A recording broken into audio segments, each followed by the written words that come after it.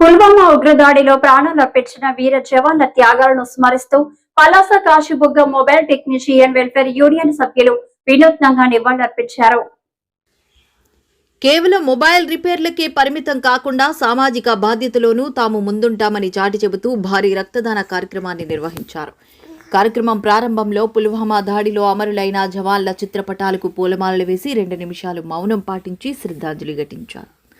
Union సభ్యులతో పాటు స్థానిక యువత ఈ రక్తదాన శిబిరంలో ఉత్సాహంగా పాల్గొని రక్తదానం చేశారు.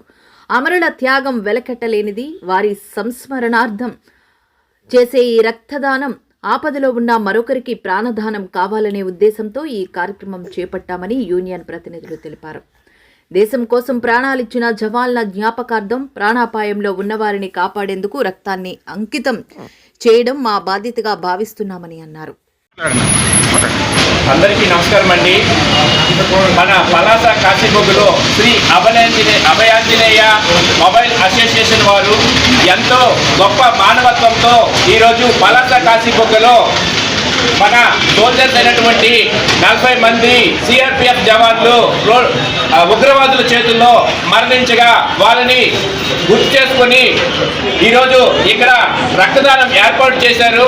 మన దేశం యావత్తు ఎంతో మంది తమ యొక్క బిడ్డలను కోల్పోయారు, కొంతమంది అన్నదమ్ములను కోల్పోయారు, ఇంకా చాలా మంది తమ కుమారులను కోల్పోయారు. వాళ్ళందరినీ గుర్తించుకొని ఇలాంటి కార్యక్రమం మన మొబైల్ అసోసియేషన్ వారు చేపట్టడం సైనికులుగా మేము చాలా గర్విస్తున్నాం సార్. మన దేశం యావత్తు ఈరోజు బ్లాక్ డేని ప్రకటించింది. అలాగే ఇంకా చాలా మంది మన సైనికులు రోజు ఉగ్రవాదుల చేతుల్లో ఎంతో మంది మరణిస్తున్నారు సార్.